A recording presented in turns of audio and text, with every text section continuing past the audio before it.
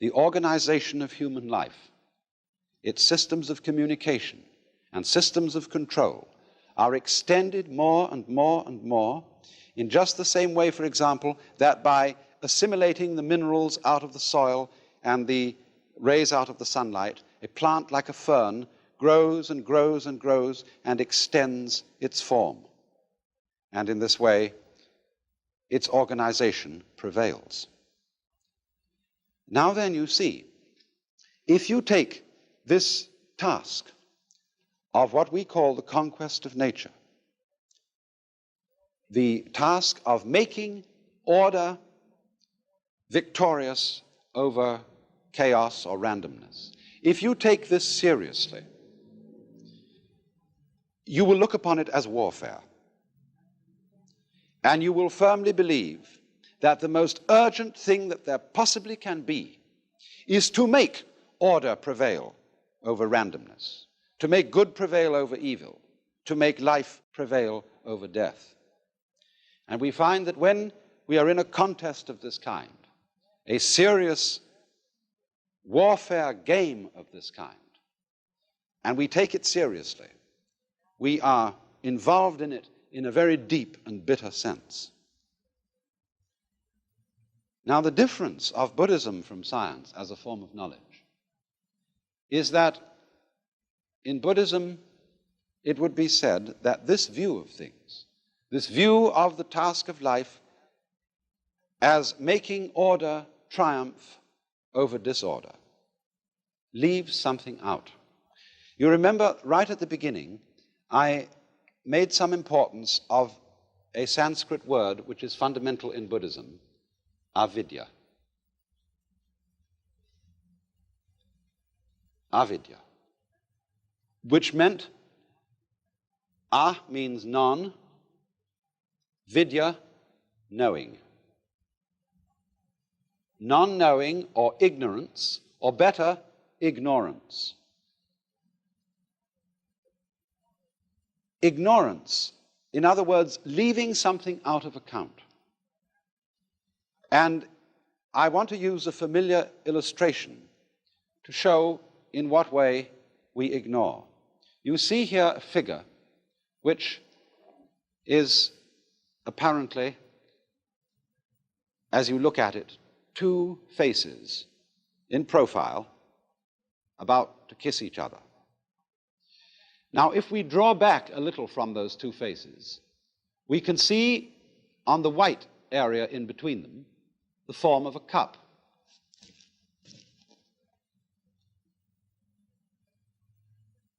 But the interesting thing about this is that as you look at it, you will either be able to see the form of the cup or the form of the two faces in profile, as it were, about to kiss each other. You can alternate them between them very rapidly, but you will not be able to see them both that way at the same time. In other words, either the white must be the background and the black the figure on the ground, or else the black must be the background and the white cup showing up on it. And so in this way, we are unable to see, really, we can think it. After a while, we can get accustomed to the idea that the figure and the ground, the black and the white, are mutually necessary to each other. In that figure that I showed you, you could say both the cup with the stem and the two faces are there.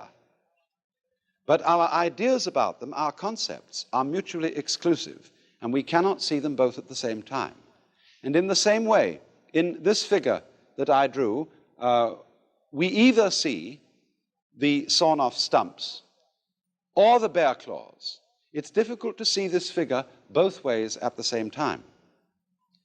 And so, also, just as we see one and not the other, so we identify ourselves. After all, when you're looking at the white figure in that illustration, which is the cup, you, as it were, identify with the cup. When you look at the two faces, you identify with the profile. So in the same way, when we experience the world around us, we identify with the subject, the knower. We don't identify with what we see. But as a matter of fact, if there is nothing seen, there is no experience of a seer. If there is no seer, there is no experience of anything seen. They both go together in the same way as the black and the white. And this idea that the yes and the no, the black and the white, the inside of a class, say we draw a square as representing fundamentally the idea of class. I can't have a square which doesn't have both inside and outside. They go together. And in Buddhism, this going together is called shunya.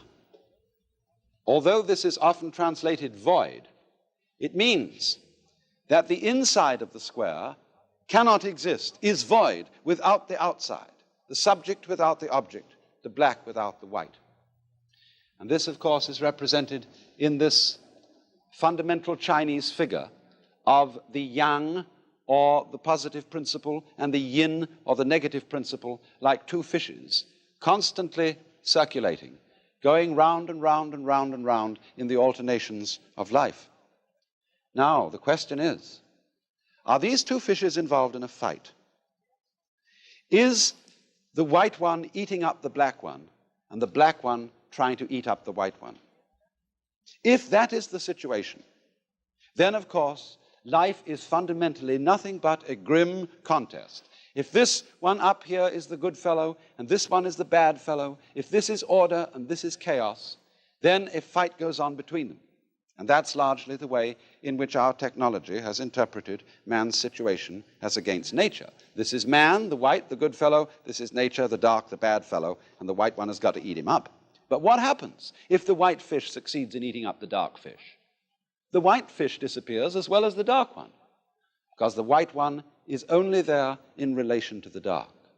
So then, if these two fishes, as it were, wake up, if this one wakes up and this one wakes up, which is called awakening in Buddhism, they realize they're one. In other words, they go together. They're inseparable from each other. And this realization is that experience, which is called in Zen Satori, or in Buddhism, Bodhi, awakening. This sudden dawning on our consciousness that life is not really a contest to make yes triumph over no, to make the positive triumph over the negative. The two sides go together. And then one sees, in this strange way, that underlying all that is negative in the world, all that is in a way painful and evil, there is a kind of necessity to it. It goes with the good. It is necessary for the good. Disorder is necessary for the manifestation of order, just as you must have, say, a black background to show up a light figure. And then when one sees that, a profound transformation takes place in one's attitude to the world. That is to say, instead of looking upon life as a contest, it becomes a dance, it becomes a game. One doesn't withdraw from it, one doesn't stop living, but one goes into the game so that these revolving fishes are no longer trying to eat each other, but they're just going around dancing, having the biggest fun in the world.